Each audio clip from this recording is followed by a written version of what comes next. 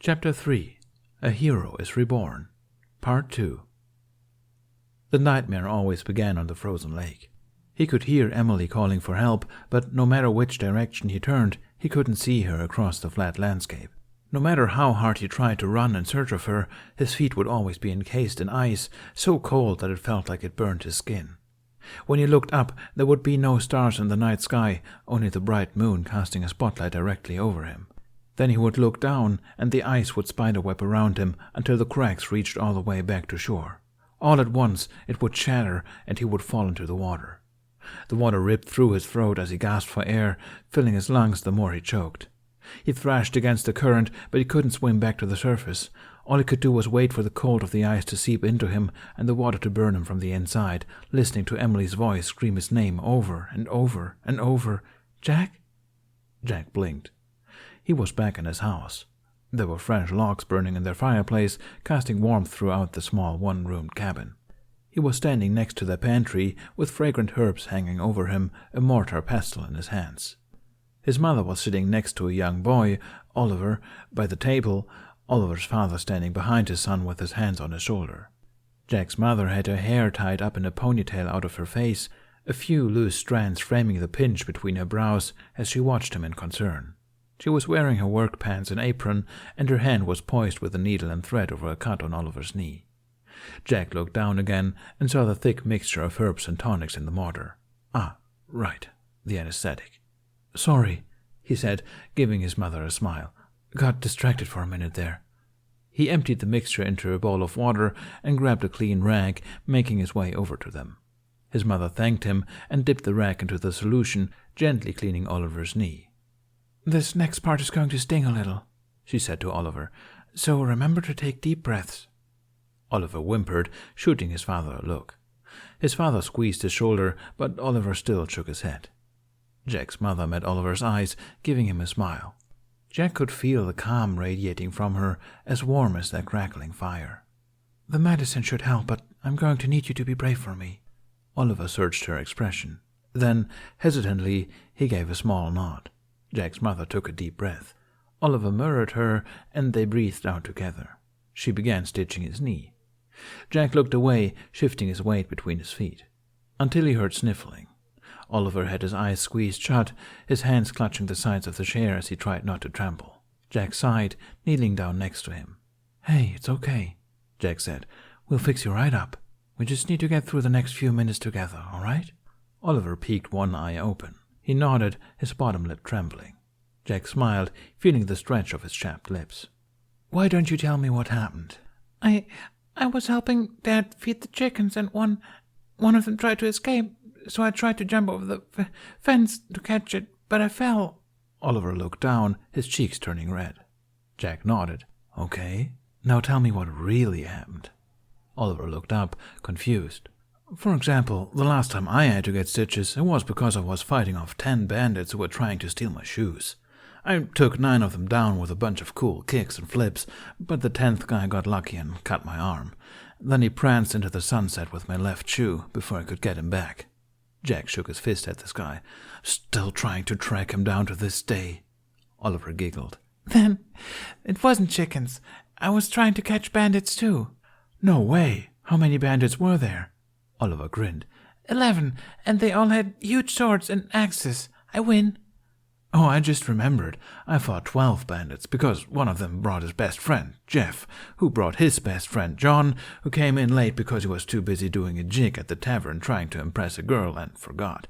But it was your first bandit fight, so don't be too hard on yourself." Oliver laughed, and Jack grinned wider. "Okay," cheered his mother. "We're done. You did amazing." "Well, look at that. Soon as you heal up, you can help me get my shoe back." Jack pouted. "I miss that shoe. It was purple." Oliver laughed again. His father smiled. "Good job," he said, patting Oliver on the back. Oliver hopped down from the chair and took his hand. His father looked up at Jack and his mother. "Thank you so much, Mary. Jack." He nodded to them both. The two of them made their way out of their house, Oliver waving goodbye to Jack before closing the door. Jack's mother had a small smile. "Thank you," she repeated to him, cupping his face in her hand. Jack felt his cheeks prickle. He shrugged, covering her hand with his own. His mother brushed her thumb across his cheek, lingering on the area beneath his eyes. Her smile fell, and the pinch between her brows returned. "You've lost weight again." Suddenly he couldn't meet her eyes. He let his hand fall, taking a seat at the table. There was a beat of silence. His mother joined him, touching his arm. "You know, I remember the last time you needed stitches too," she said. Jack looked at her from the corner of his eye. Her smile was back. "You were 13 at the time, showing off to some kids. You said you could climb that tree on the hill with one arm tied behind your back, that you literally tied." Jack chuckled. He remembered how much the children were laughing back then. "To be fair, I did make it to the top. It was the way down that did me in. It was sloppy technique. I scaled that whole tree blindfolded when I was 9 in under a minute. Well, the tree was shorter back then." His mother flicked his cheek, and Jack snickered. "And I can do it even faster now," she said, giggling as well. "I also remember that you tried to hide the cut afterwards. You rubbed mud all over it and your clothes and refused to take a bath. You weren't impressed by my mud beard? I thought I made it pretty convincing. What's more impressive is that the cut didn't get infected, and that you didn't get sick from licking your lovely beard that you grew in 10 minutes. I was young and naive." His mother raised a brow. "Was? I never said I changed." His mother laughed, and Jack loved the sound. She was quiet for a while after that. "You did that a lot, hiding it when you were hurt." She took his hand, squeezing gently. "I know you want to be strong for Emily, and you are, and I love you for it. But you don't have to be strong around me, too." She had such a warm look in her eyes, the same color as his and Emily's. But instead of warmth, all Jack could feel were his fingers turning cold, Nimbu's warning echoing in his mind. "Darkness that hasn't been seen in centuries approaches us. I fear that we will need a hero once again." Jack felt a lump in his throat. He swallowed it down, giving his mother a wobbly smile. "Thanks, Mom," he said, his voice hoarse. "If only you knew." The door creaked open. Emily came in, holding up an empty basket. "Finished the second round," she said. Her tone was upbeat, but Jack didn't miss the way her eyes flickered in his direction. He swallowed again and sprang to his feet. "We wrapped up here, too. Let's do the last couple deliveries together," he said. Out of the corner of his eye, he saw his mother's hand outreach to him, that same pinched look on her face. He turned away. "Shall we?" Emily pressed her lips together, but smiled as well. Jack grabbed the last couple bags of medication orders and packed them into the basket. The two of them left the house. Jack didn't look back. It was easy to find distractions in the winter. Even though the season had nearly been the death of him, Jack couldn't help but love it still and all that it meant to him. How could he not, as he saw the kids from the town building snow people and making snow angels? The marketplace was lively as well, with people gathering around the stalls sharing laughter over warm drinks. There were wreaths of pine needles and winter berries decorating the buildings, the colors in contrast to white snow blanketing the cobblestone roofs. He could see fireplaces crackling through the windows of people's homes, and the lamplighter spreading more warmth through the town as the sun began to set. The colors made hawthorn stand out in the center of the surrounding fields of farmland. Jack smiled to himself. Winter brought their small town to life. There was only one thing that had changed about the winter for him, and he hadn't gone back there since. Emily was quiet as they made their last deliveries of the day. The few times Jack asked her what was on her mind, she smiled and brushed it off with a joke. Then she would take his hand and lead him to the next house. Jack tried not to frown. Something about her had also changed ever since. Jack just hoped that it wasn't necessarily a bad one. Suddenly Emily stopped walking. "Aren't those the guys that robbed you?" Emily asked. Jack turned. That would be them.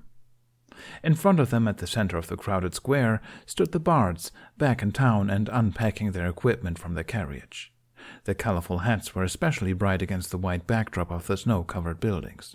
They watched as Sandy struggled to tie the horses in the stable, having to climb up to the hitching post with his whole body. Bunny and Tooth were unloading a particularly large crate, Tooth struggling to hold up her end with their height difference. Jack and Emily winced when she ended up dropping the crate on Bunny's foot. Everyone in the square jumped at his yelp. Emily giggled. "I still can't believe you were tricked by them of all people." Jack's eyebrow twitched. Then his eyes narrowed, and he felt a smile curl onto his lips. He raised a brow at Emily. How's your aim?" Emily stared at him for a beat too long, an unreadable look in her eyes. In the end, she gave him an impish smile back. "I could use some practice." "Oh, good. Me too." The two of them walked back down the street, doing a wide loop through the buildings and coming out on the other side of the carriage. They crept up behind the Bards, traversing the snowy terrain in silence that came from years of practice. Jack scooped up a few handfuls of snow, rolling 3 perfect snowballs. He handed one to Emily. "Ready?" he whispered. Emily nodded, her own elfish grin on her face. With that, Jack grabbed another handful of snow and sprung up from behind the carriage. He grabbed Bunny's collar and crammed the snow down his shirt. Bunny shrieked, Jack didn't know his voice could get so high, and clawed at his back.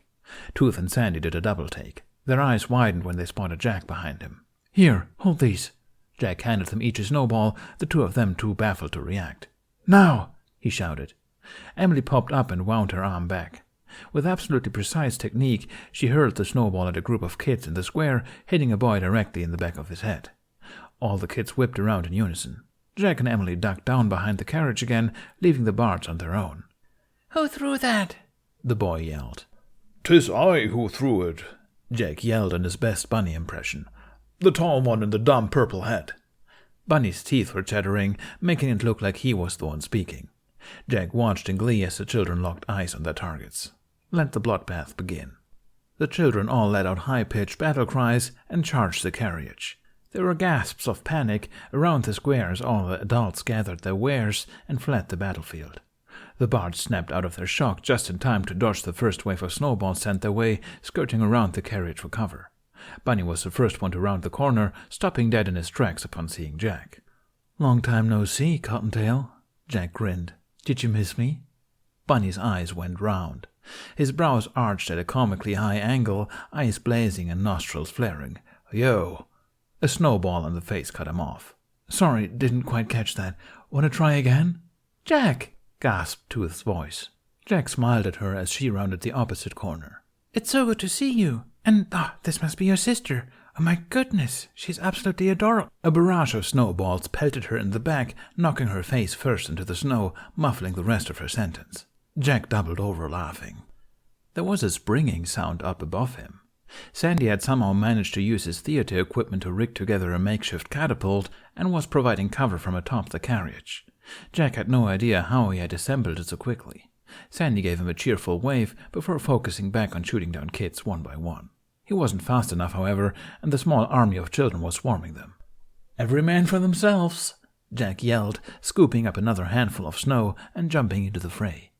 Jack and Emily lost themselves in the fight, giving playful battle cries of their own. Jack loved the joyful sounds of children laughing and couldn't help laughing along with them. He almost forgot how it felt to have fun after so long. The Bards seemed to be enjoying themselves as well, except for Bunny, much to Jack's continued glee. At some point, the battle turned into the kids versus the Bards, plus Jack. Emily had joined the horde, the little traitor. Jack wasn't too impressed with his teammates. Sandy was a lost cause. He was losing ground from his spot on the carriage, desperately kicking snow at the kids clawing their way up to him. This was the first time Jack had seen him look stressed. Tooth was still on the move, the children flocking after her like birds migrating for the winter. Jack was about to run to her aid when someone grabbed him by the shirt collar, making him yelp. Bunny lifted him up so that they were eye to eye. It would have been intimidating if he wasn't completely covered in snow, a large glob sliding down the side of his red face. Jack held back a snort. "I swear, you overgrown gremlin," Bunny threatened. "When this is over, I'm going to—" Jack didn't get to hear what he was going to do. He was too busy looking over Bunny's shoulder at the oncoming volley of snowballs. Thinking fast, Jack kicked the side of Bunny's knees. Bunny yelped and tumbled forward, dragging Jack down with him, and the two of them crashed behind a wagon. Jack breathed out a sigh of relief as he watched the snowballs whiz over their heads. He peeked over the edge of the wagon to survey the carnage. The kids had overtaken the Bard's carriage, usurping Sandy and dismantling his catapult. The usurped in question was currently trapped inside a snowball that the kids were rolling around. Tooth was buried in a giant mound of snow with only her tiny feet sticking out of the top. Jack spotted Emily next to her, digging Tooth out with her bare hands. Bless her heart. It looked like he and Bunny were on their own. Jack crouched to level with Bunny, who was sputtering after face planting. "Listen, you and I are at a crossroads," he said to him. You can kill me here and now, but then you'd have to face that horde of kids on your own, and I don't think you want that." As if to emphasize his point, the wagon was hit by another round of snowballs. Jack thought he might have even heard the metal dent. So did Bunny, apparently, who did a double take in the kid's direction. "The way I see it, the only way we're getting out of this mess that you put us in." That's a lot of blaming we're doing." They were interrupted by a chorus of shrieks. The kids had spotted them and were charging their tiny fort. "Look, we're going down either way, so either we lay down and give up now, or we take some snowballs and go out in the most epic battle these kids have ever seen." Jack offered up his hand. Bunny's eyes flickered between it and the oncoming army. He groaned and clasped it, way more firmly than necessary. "I hope you go down first so I can watch the life drain out of your eyes," Bunny hissed. How sweet. I feel the same way about you." Jack grinned. Jack leaned back against the carriage, watching Emily play with her new friends. The Bards had taken an immediate liking to her, which definitely helped ease any animosity they held for Jack after the stunt he pulled. The other kids had all left, leaving Tooth and Sandy to dote on her as she led them through the process of building a snowman. Jack felt another bump on the carriage, glancing over to see that Bunny had joined him. They met eyes, and Bunny gave him a lopsided smile. He was in a much better mood. Emily had that effect on people. She was easy to love. Jack also liked to believe that there was a new camaraderie between them after the last stand together in the snowball fight. There was still snow on Bunny's clothes and in his hair, which was sticking up in different directions. Jack doubted he looked much better. He nodded to him, then turned his attention back to the others. There was a beat of silence. Then Bunny spoke. "You look terrible." Jack pressed his lips together. He got the feeling that Bunny meant more than just his snowball fight-related injuries. He shrugged to hide it, raising a brow at Bunny's disheveled state. "I look like you would on a good day," he replied. "Which is a new low, even for me." Bunny's nose scrunched up in playful scorn. "That's not exactly a good basis to gauge that." "I'd say it's an improvement." "Trying to make yourself feel better?" "What was that? I couldn't hear you past your hair." Bunny chuckled, shaking snow out of his hair at him. "How about now, bloody gremlin?" he said when Jack laughed. He nodded at Emily. "I see what you meant about having it good where you are. She's a charming little tyke. You two seem close." Jack sighed through his nose, smiling too. "Yeah, she is." The two of them watched as Emily helped Tooth decorate their newly constructed snowman. She was sitting on Sandy's shoulders, both of them too short to reach the snowman's head without assistance. Tooth flitted around her, chatting rapidly, the two of them in deep conversation. Something she said made Emily laugh, and the sound rang clear like bells through the air. Jack's heart ached. He didn't want to lose her. "Why would you lose her?" Jack froze. He hadn't meant to say that out loud. He chewed his lip, mind scrambling to think of a reply. "What made you become a bard?" he asked Bunny instead. "You don't seem like the type who'd enjoy singing and dancing around for an audience." Bunny furrowed his brows. He regarded Jack for a moment, obviously seeing through his deflection. Then he huffed and leaned back.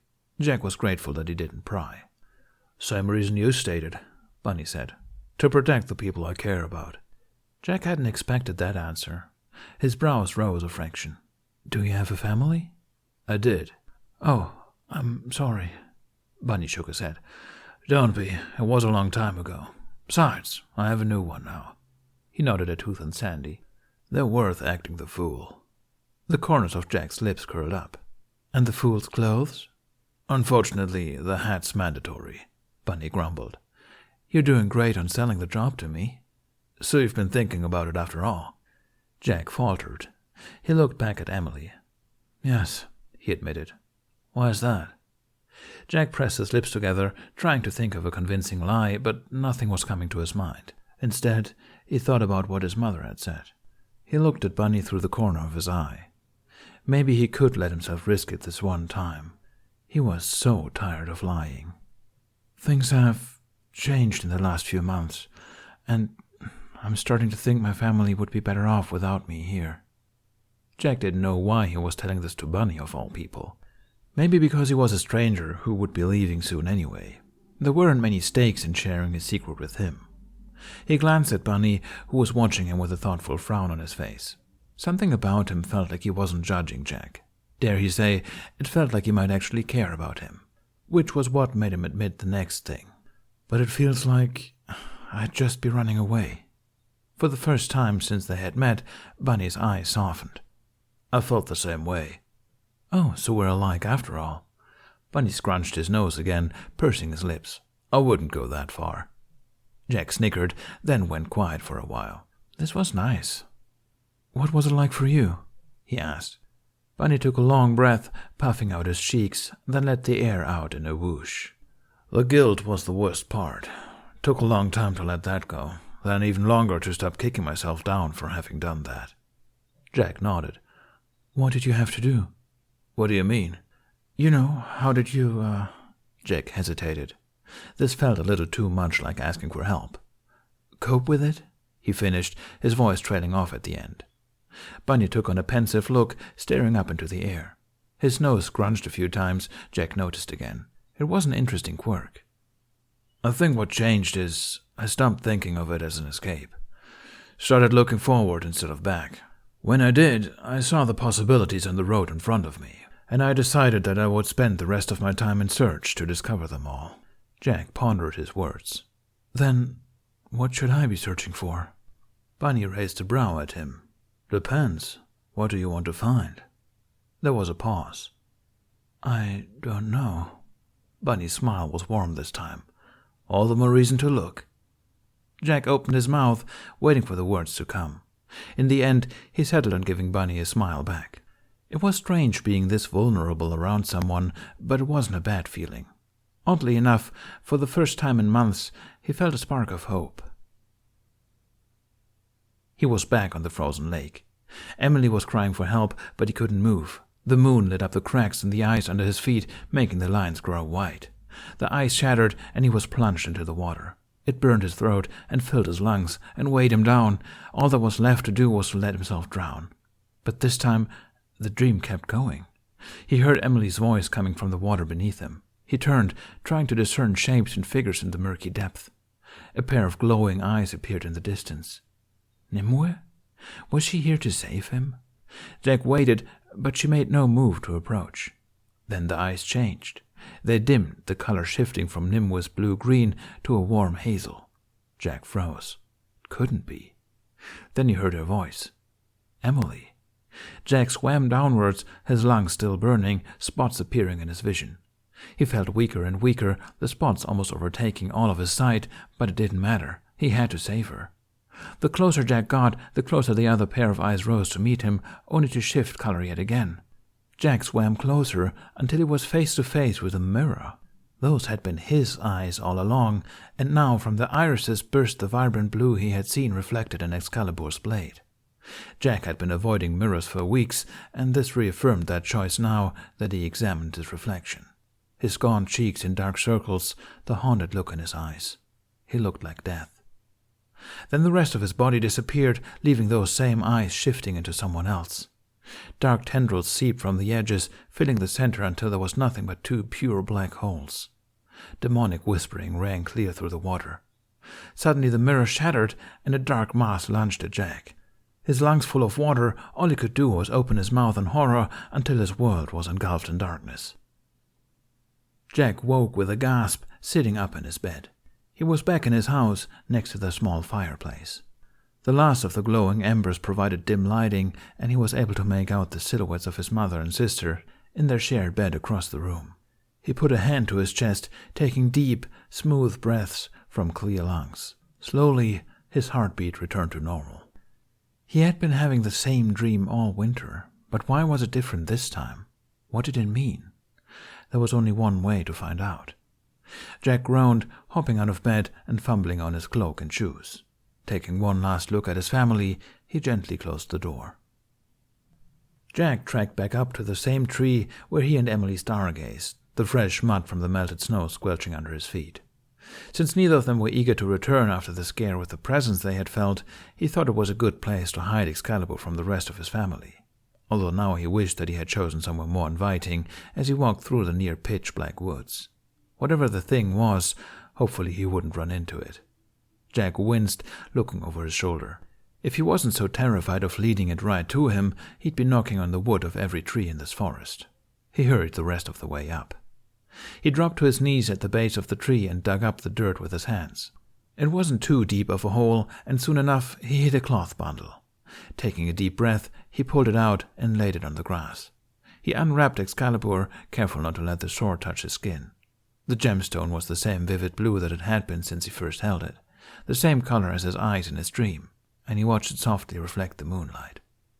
He sat back and waited. And waited. For what, he didn't know. He tapped his fingers against his knee. Maybe it was just a dumb dream after all, and he was just out here offering himself up as a Mr. Whispering Things midnight snack for no reason. "Come on, stupid sword," he muttered. He heard it before he saw it, the whispering in the leaves. In the reflection of Excalibur's gemstone were those same black eyes from his dream. He looked up. There, waiting in the tree, was a monstrous black mountain lion, or what appeared to be one at first. Something about it felt off. The way its body shifted as it adjusted the grip of its claws in the trunk, and the way its tail swayed back and forth. The movements felt too smooth, too fluid for something made out of skin and bones. The creature's black eyes locked on Jack. It opened what looked like to be its mouth, black tendrils of dark substance still connecting the halves together, twisting it into a smile that showed off a sharp set of teeth. He should have knocked on the trees. The creature bared its claws and pounced. Jack yelped and rolled forwards, and his arms stabbed deep into the earth where he had been sitting. He stumbled to his feet, staring in morbid fascination. The creature's body was completely smooth, its translucent skin like an oil slick shifting over dense muscles. Its arm was half buried, and it didn't thrash to try and free itself. Instead, there was a loud hissing sound. The creature's arm dissipated into black smoke and flames, and Jack could feel the heat from where he stood several feet back. Jack's eyes flickered between it and Excalibur lying on the ground. He didn't know what Nimue meant when she said to draw from its magic, and he wasn't eager to find out. But if he ran away now, he would end up leading the creature back to the village. His hands fluttered in the air. The creature slipped its intangible arm out of the earth in one fluid motion, then rematerialized it in a matter of seconds, the muscles forming first before the oil-like skin rolled over the limb. He was out of time. Jack dove for Excalibur just as the creature lunged for him. He grabbed the hilt and swung it with the scabbard still on, clubbing the creature across its face. The creature hardly reacted, its head snapping back to look at him, leveling another chilling smile. Jack jumped to the side, dodging another charge. He had no choice. He braced himself and ripped Excalibur out of its scabbard. The pain didn't come. He furrowed his brows in confusion. He had no time to think about it as the creature cut a corner and ran at him. Jack stumbled back, swinging Excalibur again in a wide arc. The sword was heavy in his hands, and he was thrown off balance. He yelped and fell forward, saving his own head when the creature clawed the space where it had been. Jack landed under its arm. Heaving the sword up, he slashed the creature across its wrist, feeling the blade jerk as it made its way through the skin. The cut was shallow, but the creature reared back on its hind legs like it had been burned, black oil dripping out of the wound. It opened its mouth, and the sound it made was like multiple voices, human and animal, wailing at once. Jack scrambled out of the way as it slammed both arms back down on the ground, claws digging into the earth. Jack's breath was coming out in large huffs. Fighting with Excalibur was already exhausting him, even without the agony he had felt back at the lake. He looked up at the trees around him. Spotting a low-hanging branch, he jumped off a nearby rock and grabbed onto it with one hand. Swinging his legs over it, he dragged Excalibur up with him, almost dropping it with how tired his hands were. This wasn't the smartest move considering he had just seen the creature climb, but he was short on options and skills. He stood up on the branch, balancing from years of practice, and braced himself for the next assault. The creature whipped its head around to face him. Then it did something weird. It opened its mouth again, a deep gargling sound resonating from its chest. Out from its throat shot a shaft of pure black tendrils. Jack yelled and jumped to a higher branch, and tendrils engulfed the one he had been standing on. The branch seemed to burn from within, incinerated to a smoking skeleton. The creature opened its mouth again. Instead of a roar, what came out was whispers in its overlapping voices, making the hair on the back of Jack's neck stand up. It launched itself up the tree. Jack turned around and scrambled higher into the branches, dodging shots of the dark substance left and right. He slashed at the tree with Excalibur, dropping leaves and branches on the creature, which barely reacted whenever one hit, aside from narrowing its eyes at him, grinning wider. Jack racked his brain for another plan. He was running out of tree. All too soon, the branches above him became too thin to support his weight. He frantically looked around him for the closest tree next to this one. There was a taller one a few feet away, with one long branch growing in his direction.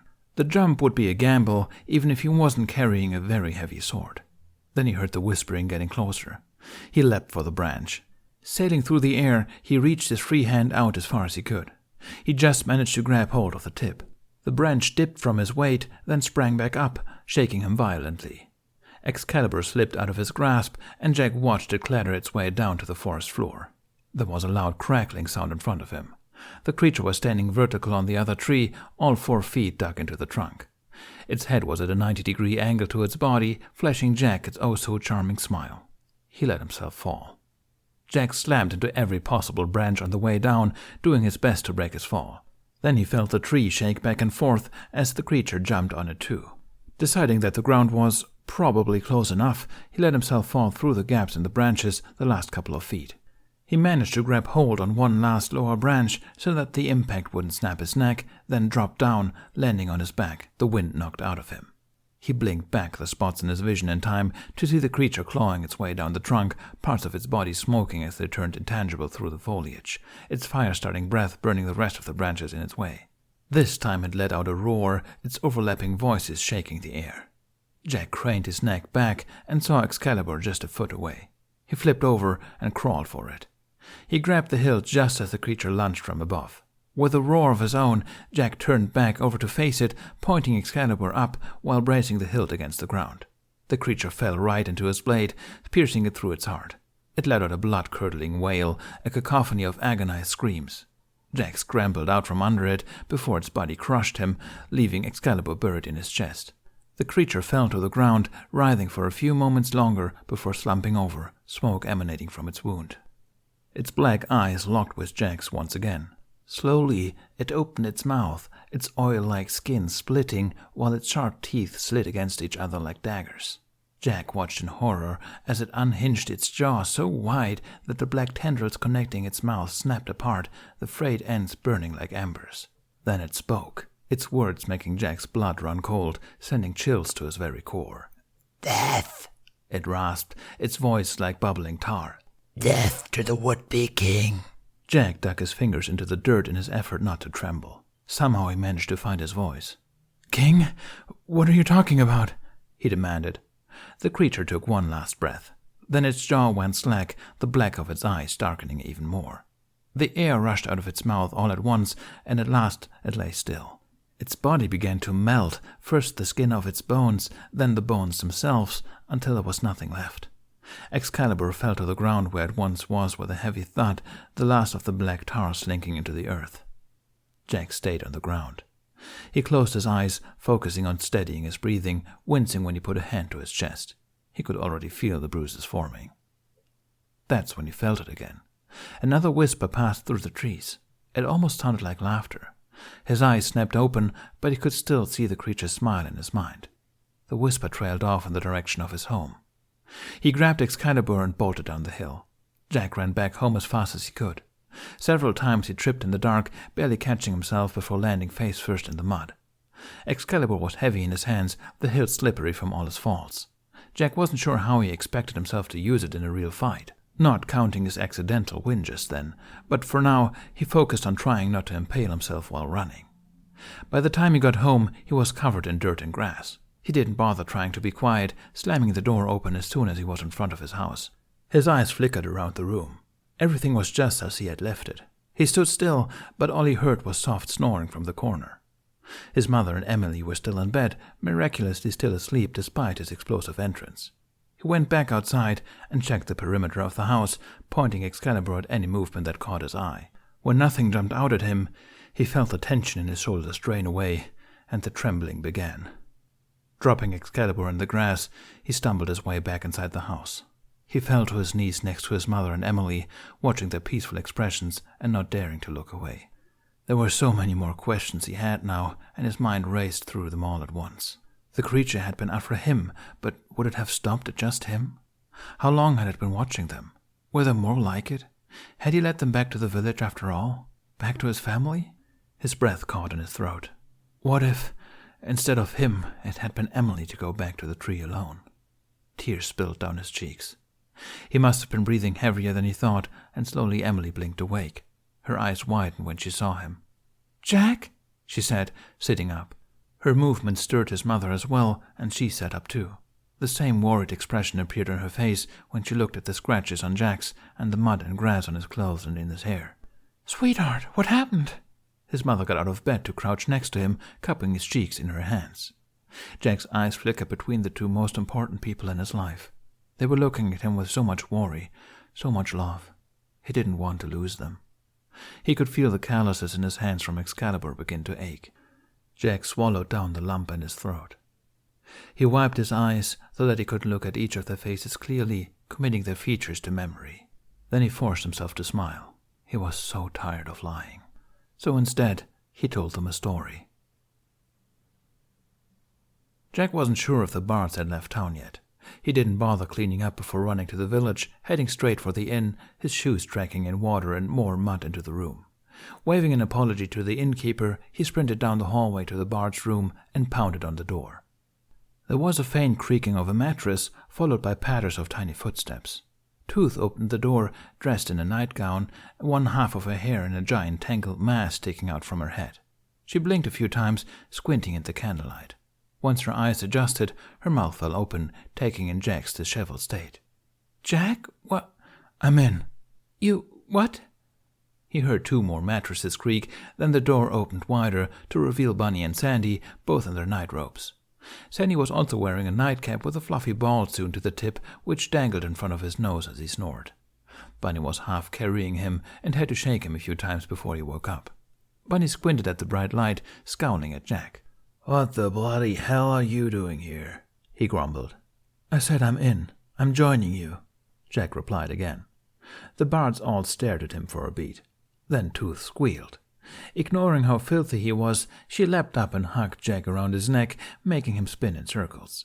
Sandy was fully awake by then and pumped his fists into the air while jumping up and down, a huge smile on his face. Bunny just rolled his eyes, but even he couldn't hold back his grin when Jack met his gaze. Jack laughed and waited for them to calm down, and for Tooth to release him from her death grip. Once they were all quiet, Jack held up 2 fingers. "I have 2 conditions," he said. 1, we leave Hawthorne tonight. 2, we never come back.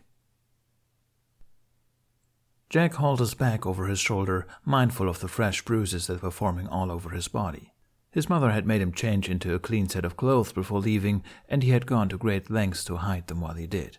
The Bards were waiting for him at the edge of town, and he had still one more stop to make. He hurried down the stone steps of the hill. "Jack!" Jack froze in his tracks. This was the biggest thing he was hoping to avoid. He swallowed a few times, steeling himself.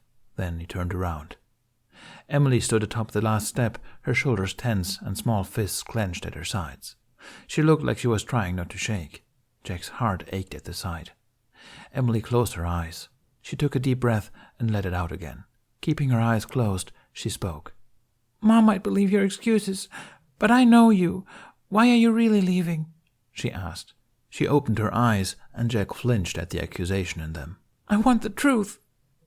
That was the one thing Jack couldn't give her, no matter how desperately he wanted for her to know, for someone to know. But he couldn't lie to her anymore either. He bowed his head in shame. "I can't tell you." "Why not?" Jack couldn't make himself meet her eyes. He clenched and unclenched his hands, feeling the sting in his calluses, the pain dulled by the bandages his mother had lovingly wrapped for him. He opened and closed his mouth, in the end just shaking his head. The silence hung in the air. "Is it because of me?" Jack's eyes snapped back up. Now Emily was looking away.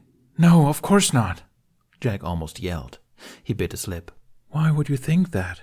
he said, softer this time. "Ever since the accident, whenever you look at me or talk to me, you put on this big dumb smile and pretend that everything's back to normal, and that you didn't almost die." Emily sounded like she choked the last word out, and Jack winced. "You keep pretending like it doesn't bother you, but when Mom and I turn around, you get this look that's like you're still waiting for it to happen." Jack's heart sank. He knew he wasn't doing a good job of hiding his true feelings, but he didn't know it had been so transparent. Emily's shoulders curled in as she hugged herself. She looked so small. It's all my fault. Then Jack's stomach dropped.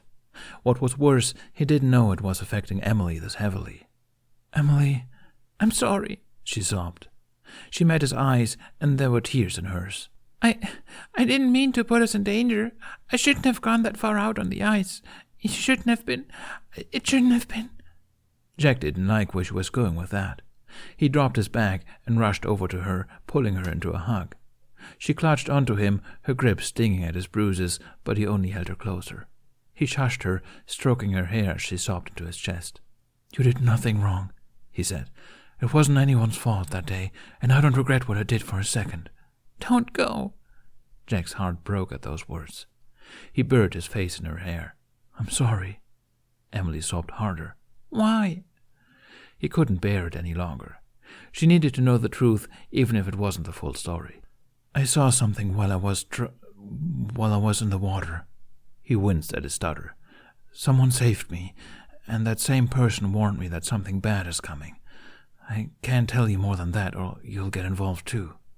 Emily pulled back. Are you in danger? She asked. Jack bit his lip. He didn't want to scare her even more, but she knew him too well. Her eyes widened with fear. Let us help you. I can't, and if I stay, I'll be putting the village in danger too, and I won't let that happen. Then let me come with you. Jack's eyes softened at that. He shook his head gently. I need to do this alone. Emily pressed her lips together, new tears welling up. She buried her face in his chest again. Jack kneeled down so that they were on the same level, and she clung onto his shoulders as if she could hold him there forever. You're the person that I want to protect the most, and I'll make sure you're safe, no matter what I have to do. His voice got quiet. Or where I have to go. Emily took a few stuttering breaths, steadying her breathing. She leaned back again, wiping her cheeks, then looked Jack in the eyes. There was a fiery determination in hers, and they shined with newfound bravery. Jack couldn't help but feel proud of her. Will you come back? She asked. Jack faltered. I don't know. Emily swallowed, but her gaze was steady. You have to try. Promise me you'll come back. Her lower lip trembled. Please. It was Jack's turn to tear up. He blinked them back, pressing his lips into a smile. I promise. 3 months had passed since he visited the lake. This was Jack's first time ever since the accident, and he tried to swallow down the bile building in his throat. What should have been the soothing sound of water lapping against the rocks and brush only made his blood run cold. The months of nightmares didn't even come close to the level of fear he felt just by standing next to the real thing. No matter. He wouldn't be here for long. Or so he thought. Nimue! He called out into the darkness for what felt like the 100th time. And for the 100th time, there was no response. Are you even there? He murmured. Part of him still wondered if he had hallucinated the whole meeting, maybe as a result of his mind's last conscious moments underwater. But the weight of Excalibur in his hands was very real. Jack grunted in frustration, kicking a few pebbles into the tide. Whatever, it was better this way. Holding Excalibur by the hilt, Jack wound his arm as far back as he could, aiming for the distant center of the lake. He stayed like that, waiting on himself. He waited so long that his arm started getting sore, Excalibur shaking in his grip. In the end he sighed, dropping his arm. After a long moment he unsheathed Excalibur. He held it up to the moonlight, admiring the gleam of the blade and how vivid the blue gemstone appeared despite the dark of the night. It truly was a beautiful sword. Reality was hitting him. This was it. The last thing he had to do before he left. Once he gave Excalibur back, there would be no more reason for him to stay in Hawthorne. He really was going to leave everything he had ever known and everyone he had ever loved. He heard Emily's voice again, their last conversation replaying in his mind. Promise me you'll come back, please. I promise. He hated that he had to lie to her. Jack's eyes stung, pain twisting his features. His hands gripped Excalibur so hard that his knuckles turned white, the metal digging painfully at his calluses through the bandages. With a broken cry, he raised it over his head and drove the blade into the earth. There, he let it stay. You chose wrong, he whispered. He turned and walked away. He told himself he wouldn't look back, that there was no point in dragging this out, and yet when he reached the top of the hill, his curiosity still got the best of him. Slowly, he glanced over his shoulder. There was nothing but an empty beach. Excalibur was gone. The sound of the horse's hoofs and the rattling wheels filled the silent night as the bard's carriage traveled further and further away from the village. Jack stood at the back of the carriage, watching as the last spots of Hawthorne's candlelight faded into the distance, a cold filling the empty space where they had once warmed his heart. "So, you got a name in mind?" Jack turned around. A name? A stage name. Something punchy that rolls off the tongue smoother than Jackson Overland, Tooth explained. Sandy had his scroll and pencil at the ready, already planning their new promotional posters. Jack furrowed his brows. He looked to Bunny at the head of the carriage. He had the reins in his hands, guiding them forwards. Bunny met his eyes. "New beginnings, mate," he said. He gave Jack a lopsided smile. "Comes with the season." "The season," Jack murmured to himself. For the first time since leaving the village, he took a better look at his surroundings. Spring was on the horizon, and the last of the snow had melted away, revealing budding grass that was already green from the fresh water left behind. Still, the night air was chilly, and the dewdrops had frozen once again. Over them shone the last winter moon, making the frost sparkle like a field of diamonds around them. A poem came to mind. He had never been an avid reader, but it was one of Emily's favorites. Maybe it was her spirit, already reaching out to him across their distance apart, as it would forevermore. He had his answer. He turned back to the bards. All of them were watching him with bated breaths. He smiled and replied, "Jack Frost."